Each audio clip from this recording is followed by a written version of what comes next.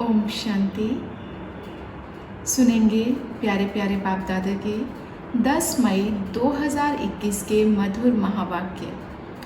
बाबा कहते, मीठे बच्चे सदा इसी खुशी में रहो कि स्वयं भगवान हमें टीचर बनकर पढ़ाते हैं। हमें जो पढ़ाते हैं वो स्वयं भगवान पढ़ाते हैं और टीचर बनकर पढ़ाते हैं। हम उनसे राजयोग सीख रहे हैं, प्रजा योग नहीं। आज का प्रश्न है, इस पढ़ाई की खूबी कौन सी है? तुम्हें कब तक पुरुषार्थ करना है? उत्तर है, यह पढ़ाई जो बहुत समय से करते आ रहे हैं उससे नए बच्चे तीखे चले जाते हैं। यह भी खूबी है जो 3 मास के तीखी बुद्धि वाले तीव्र पुरुषार्थी नए बच्चे पुरानों से भी आगे जा सकते हैं। तुम्हें पुरुषार्थ कब तक करना है? बाबा ने कहा कि तुम्हें पुरुषार्थ जब तक करना है जब तक पूरे पास ना हो, कर्मातीत अवस्था ना हो, सब हिसाब किताब छूट ना जाए। ओम शांति। बच्चे कहाँ बैठे हैं? बेहद के बाप के स्कूल में। बहुत ही ऊंचा नशा होना चाहिए बच्चों को। किसके बच्चों को? बेहद के बाप के बच्चों को अथवा रूहानी बच्चों को।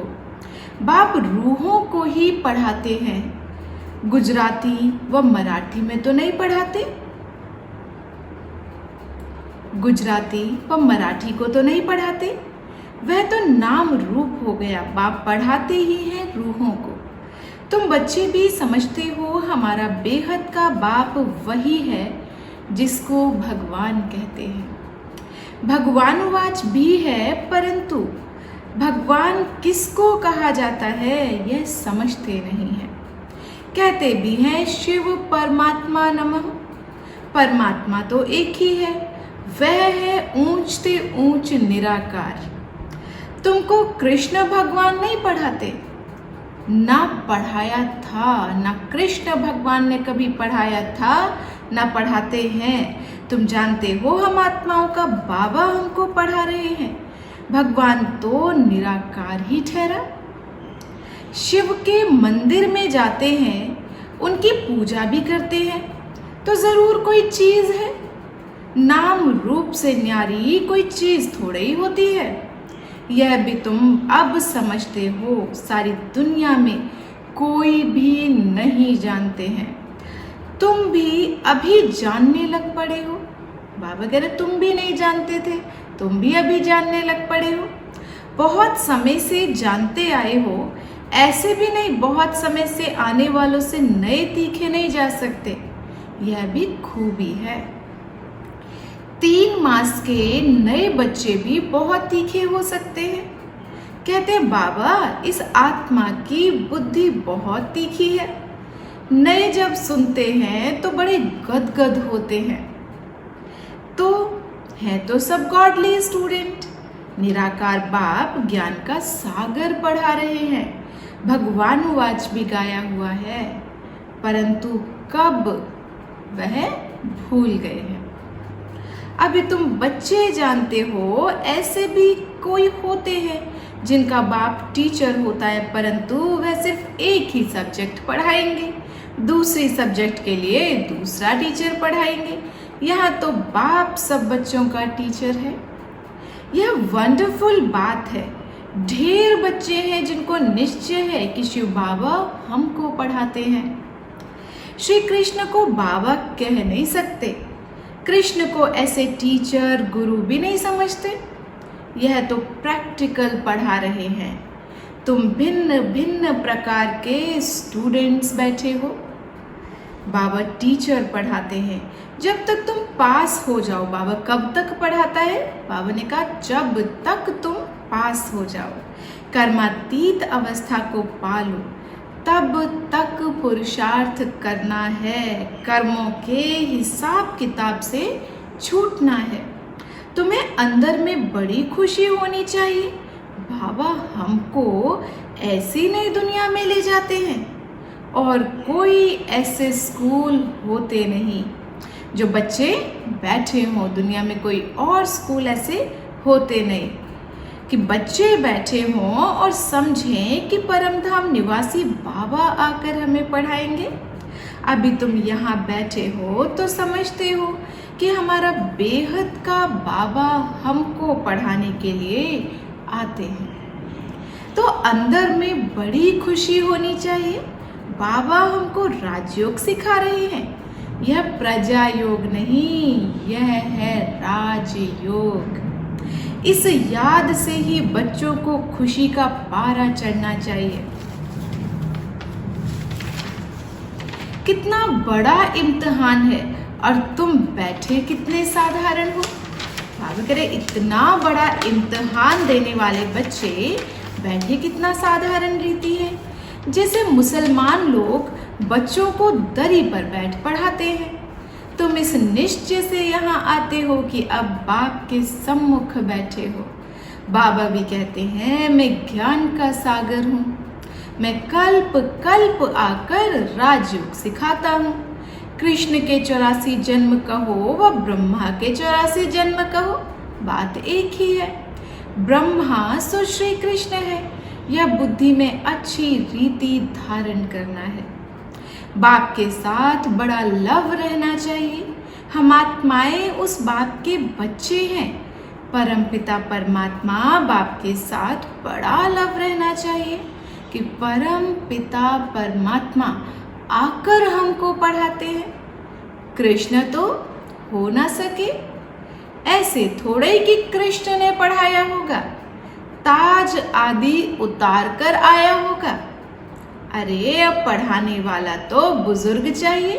बाप कहते मैंने बुजुर्ग तन लिया है, यह फिक्स है। बुजुर्ग तन जो बाबा ने लिया, ब्रह्मा का तन, बाबा ने कहा यह फिक्स है।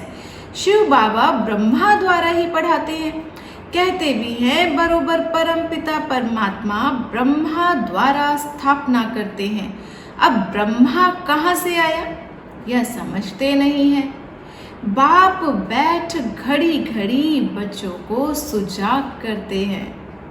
अब ब्रह्मा कहाँ से आया ये समझते नहीं है। माया फिर सुला देती है। बाबा क्या करते हैं, बाबा घड़ी घड़ी बैठ बच्चों को सुजाग करते हैं और माया फिर सुला देती है।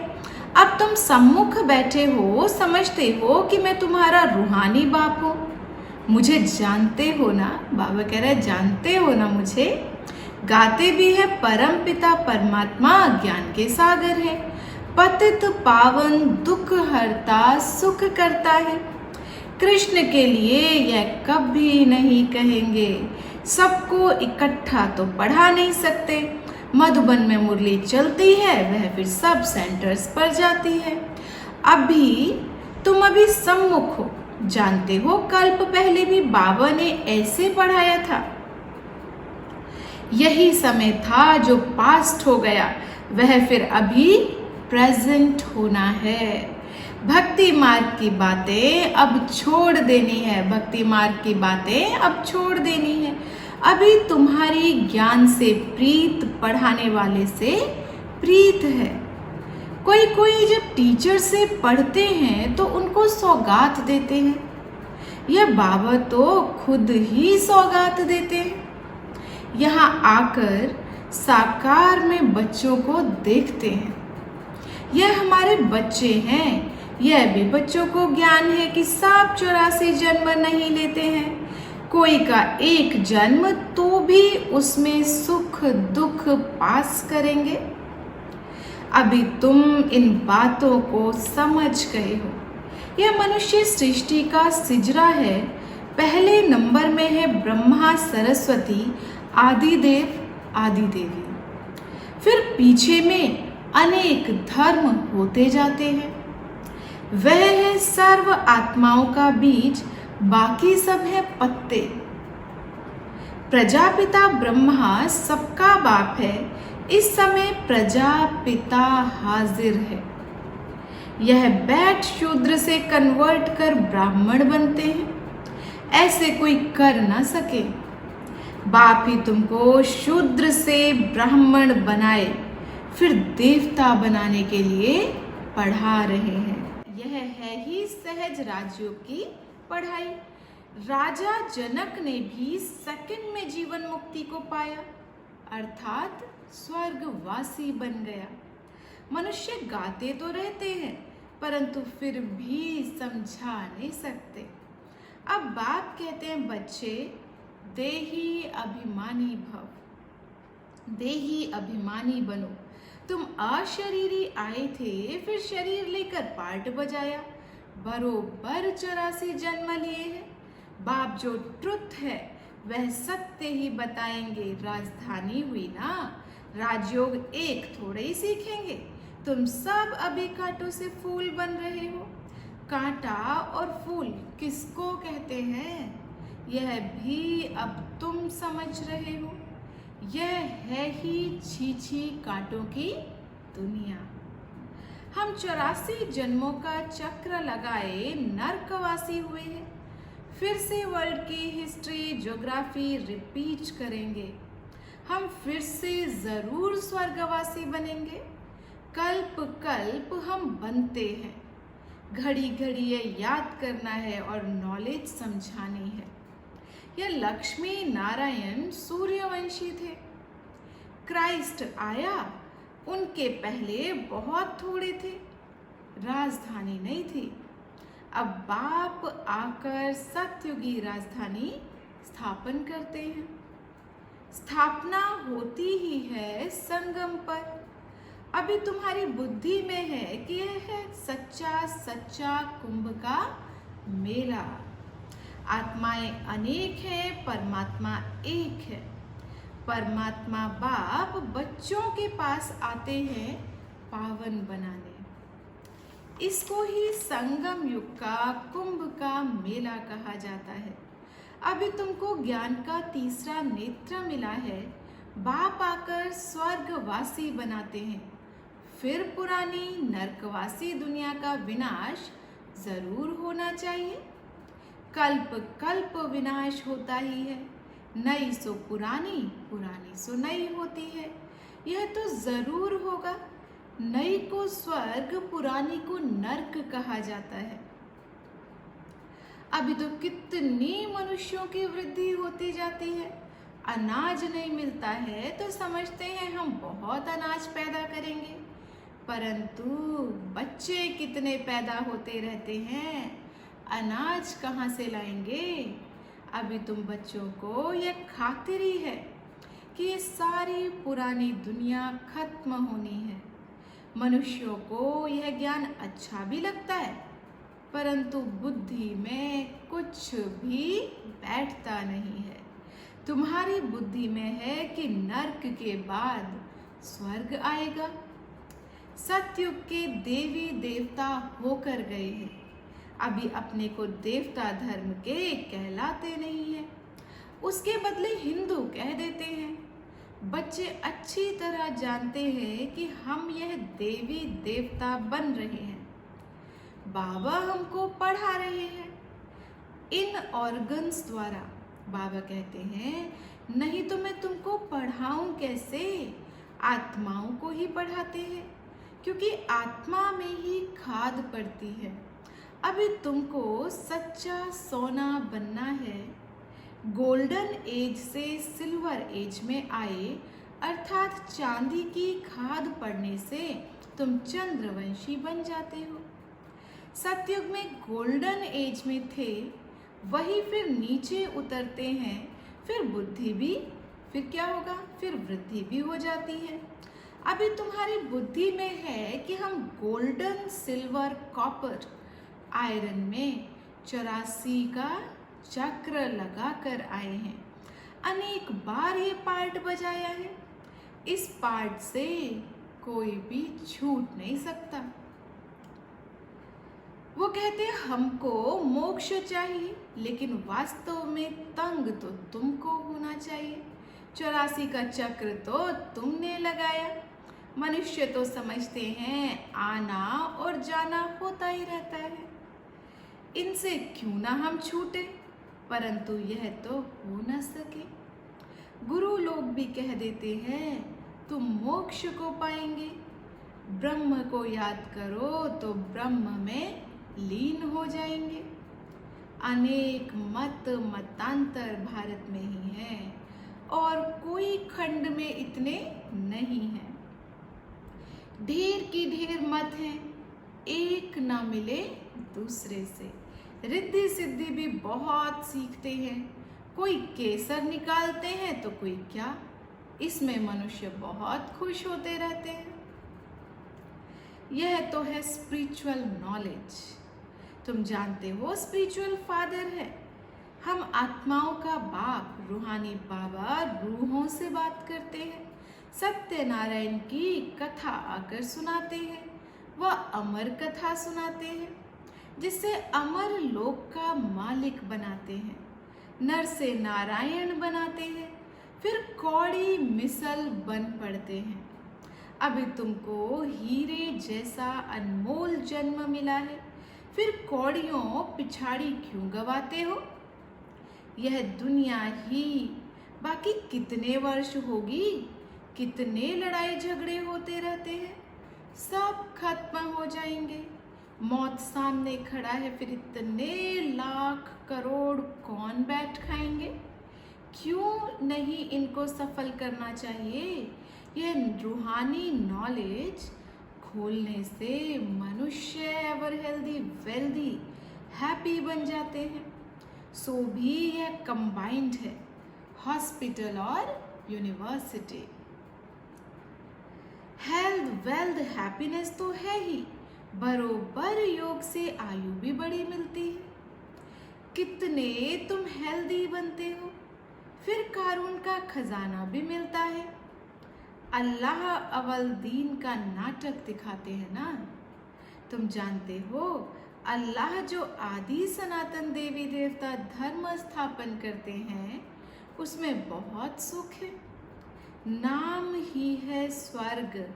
तुम शांति धाम के रहवासी थे, फिर पहले पहले सुख धाम में आए, फिर 84 जन्म लेते नीचे गिरते आए हो। कल्प कल्प हम तुम बच्चों को ऐसे समझाते हैं।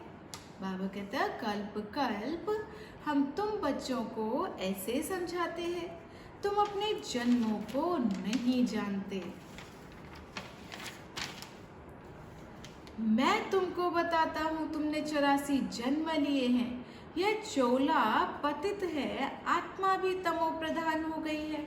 बाबा राइट कहते हैं, बाबा कभी रॉन्ग कहेंगे नहीं। वह है ही ट्रुथ, सतयुग है ही वाइसलेस वर्ल्ड, राइटियस दुनिया। फिर रावण अनराइटियस बनाते हैं। यह है ही झूठ खंड, गाते भी हैं झूठी माया झूठी काया झूठा सब संसार। कौन सा संसार, यह सारा पुराना संसार झूठा है। सतयुग में सच्चा संसार था, दुनिया एक ही है, दो दुनिया नहीं है। नई दुनिया से फिर पुरानी होती है। नए मकान पुराने मकान में फर्क तो होता है। नया बनकर तैयार होता है तो समझते हैं नए में बैठेंगे। यहाँ भी बच्चों के लिए नया मकान बनाते हैं। यहाँ भी बच्चों के लिए नया मकान बनाते हैं। बहुत बच्चे होते हैं, बहुत बच्चे होते जाएंगे। तुम बच्चों को तो बहुत खुशी होनी चाहिए कि बाप कहते हैं मुझ ज्ञान सागर के बच्चे सब कामचिता पर बैठ बेचारे एकदम जल गए हैं। अब फिर उनको ज्ञान चिता पर बिठाते हैं, ज्ञान चिता पर बिठाए स्वर्ग का मालिक बनाते हैं। काम चिता पर बैठने से बिल्कुल ही काले बने हैं। कृष्ण को श्याम सुंदर नाम दिया है, परंतु अर्थ कोई समझते नहीं है। अब तुम क्या से क्या बनते हो। बाप कौड़ी से हीरे मिसल बनाते हैं तो फिर इतना अटेंशन देना चाहिए। बाप को याद करना चाहिए, याद से ही तुम स्वर्ग के मालिक बनेंगे। अच्छा, मीठे मीठे सिकिलदे बच्चों प्रति माता पिता बाप दादा का याद प्यार और गुड मॉर्निंग। रूहानी बाप की रूहानी बच्चों को नमस्ते। हम रूहानी बच्चों की रूहानी बाप दादा को नमस्ते नमस्ते नमस्ते। सदा रहो हंसते बनो फरिश्ते, चलो परम धाम के रास्ते। धारणा के लिए मुख्य सार है, फर्स्ट पॉइंट, इस हीरे तुल्य अनमोल जीवन को कौड़ियों के पीछे नहीं गंवाना है। मौत सामने खड़ा है, इसलिए अपना सब कुछ रूहानी सेवा में सफल करना है। सेकंड पॉइंट है, पढ़ाई और पढ़ाने वाले से सच्ची प्रीत रखनी है। भगवान हमको पढ़ाने आते हैं, इस खुशी में रहना है। आज का वरदान है, अधिकारीपन की स्मृति द्वारा सर्व शक्तियों का अनुभव करने वाले प्राप्ति स्वरूप भव। यदि बुद्धि का संबंध सदा एक बाप से लगा हुआ रहे तो सर्व शक्तियों का वर्षा अधिकार के रूप में प्राप्त होता है। जो अधिकारी समझकर हर कर्म करते हैं, उन्हें कहने व संकल्प में भी मांगने की आवश्यकता नहीं रहती। यह अधिकारीपन की स्मृति ही सर्व शक्तियों के प्राप्ति का अनुभव कराती है। तो नशा रहे कि सर्व प्राप्तियां हमारा जन्म सिद्ध अधिकार है।